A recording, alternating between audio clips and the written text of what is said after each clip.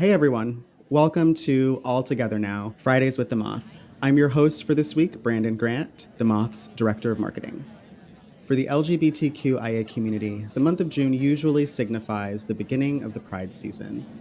The community would be gearing up for big parades, parties, and gatherings with friends and chosen family. But as we all know, things this year are much different. Across the country, Pride celebrations are canceled due to the COVID-19 pandemic. But what's interesting is we're seeing LGBTQIA people taking to the streets following the senseless murders of countless Black Americans at the hands of law enforcement and white supremacists. Similar to what we've seen with Black Lives Matter, the LGBTQIA liberation movement started with an uprising on Christopher Street in New York City. Led by trans women like Marsha P. Johnson and Sylvia Rivera, in 1969, they were fighting for fair treatment by the police, queer rights, and the freedom to live without fear. When we were putting this episode together, it was important to us to acknowledge the intersections of being Black and LGBTQIA in America, and how so often those left out of the Black Lives Matter conversation are Black trans people like Tony McDade and Layleen Polanco, Nina Pop, and many others who were killed by acts of violence. Black trans lives matter. We say their names and honor the stories of these Americans. For this Pride episode, we bring you a story from Chelsea Shorte. Chelsea identifies as gender nonconforming, and their story touches on the obstacles of moving through a binary world. They told this story at a DC Story Slam, where the theme of the night was instincts. Here's Chelsea, live at the Moth.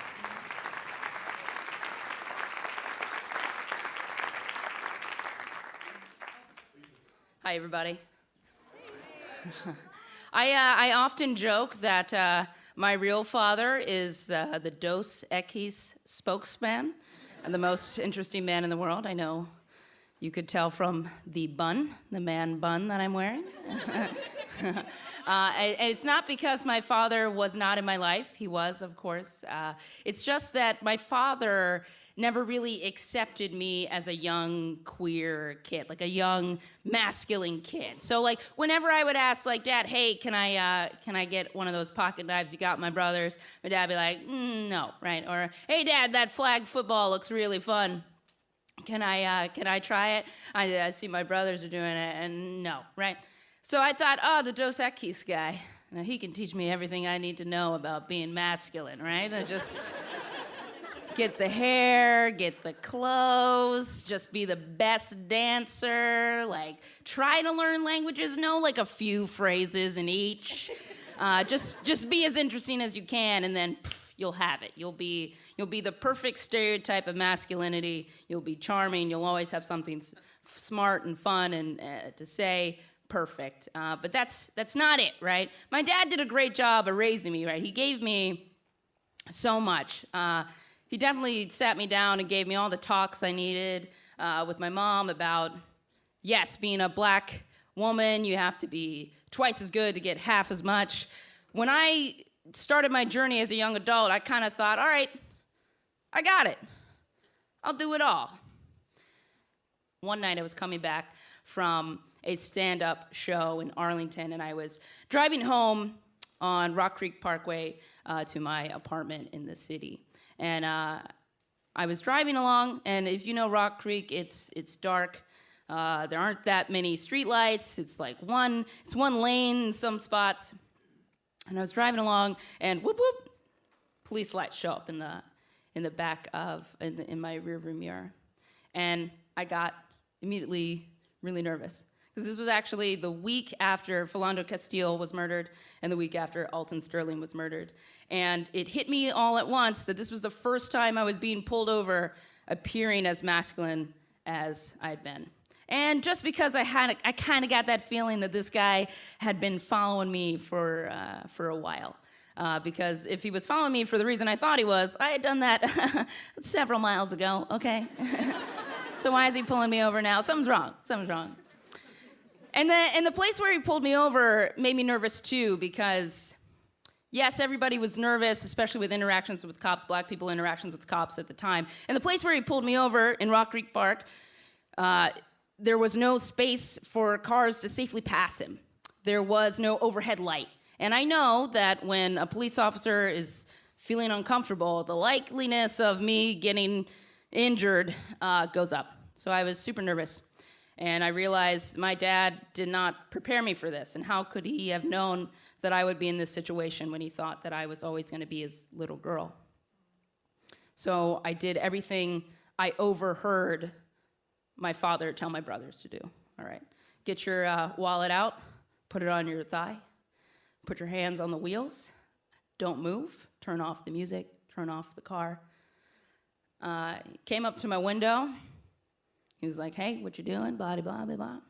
And he asked me for my ID, my registration. And this is something that sickens me to this day. He reads my license. And he clearly wasn't paying very much attention to it. Because he says, okay, Mr. Short, I'll be right back. And I pitched my voice up. And I said, oh, no, it's Miss. It's Miss Short. Dressed completely like this. I mean, he should have been confused.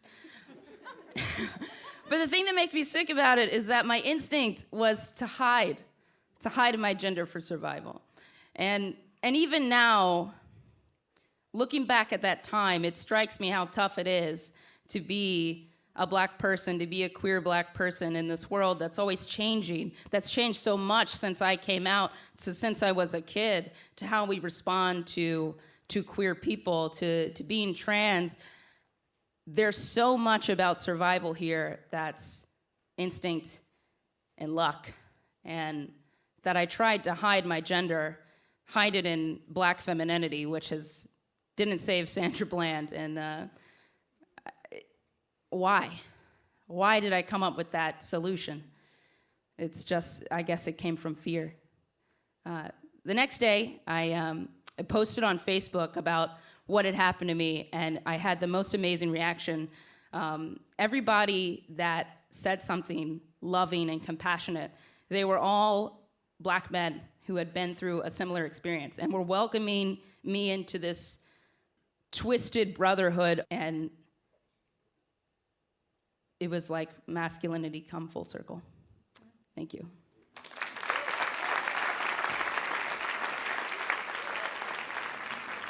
That was Chelsea Shorte. Chelsea is a stand-up comedian, writer, and actor based in Washington, D.C. I wanted to follow up with Chelsea to talk to them about their story and how they reflect on it now in light of recent events. Here's Chelsea. I don't view my experience differently because, unfortunately, I knew that this wouldn't stop. I knew that the summer of my experience when Philando Castile was taken from us, I knew that he would not be the last. So I was unfortunately steel-hearted and ready to experience further loss. So no, I can't say that reflecting on it has changed. It's just as significant as the immediate minutes and hours and days and weeks and years after.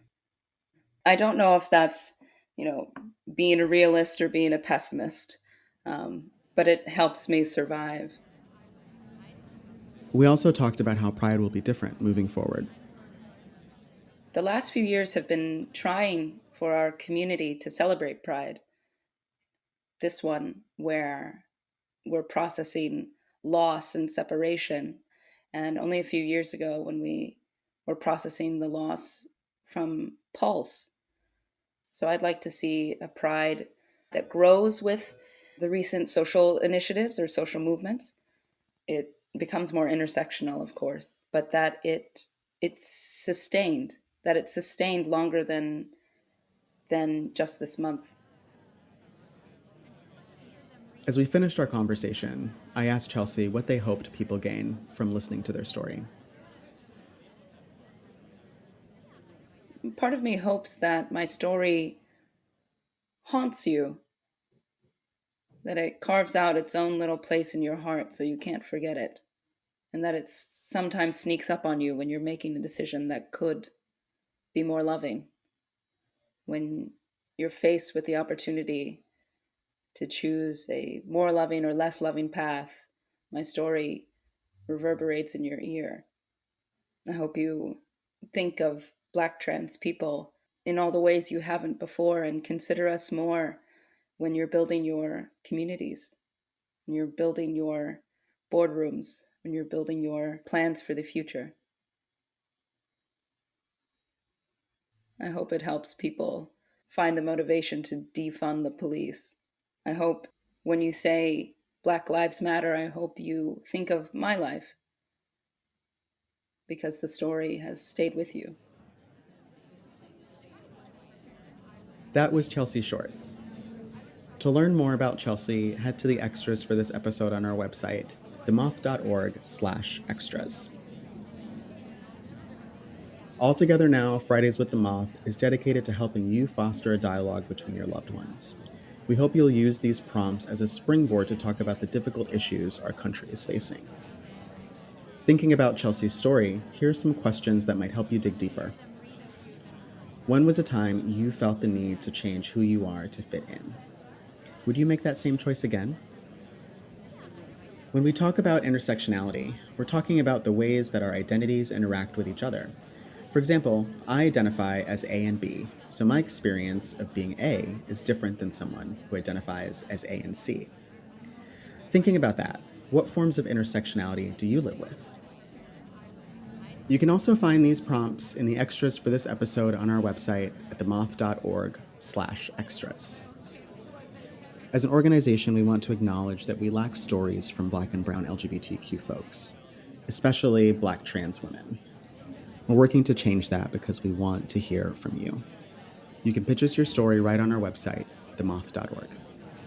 Until next time, from all of us here at The Moth, have a story-worthy week. Brandon Grant is a proud Jamaican-American queer man, devout Harlemite, and director of marketing for The Moth. But he counts his favorite title as being an uncle to Kai and Quest. The Moth podcast is presented by PRX, the Public Radio Exchange, helping make public radio more public at prx.org.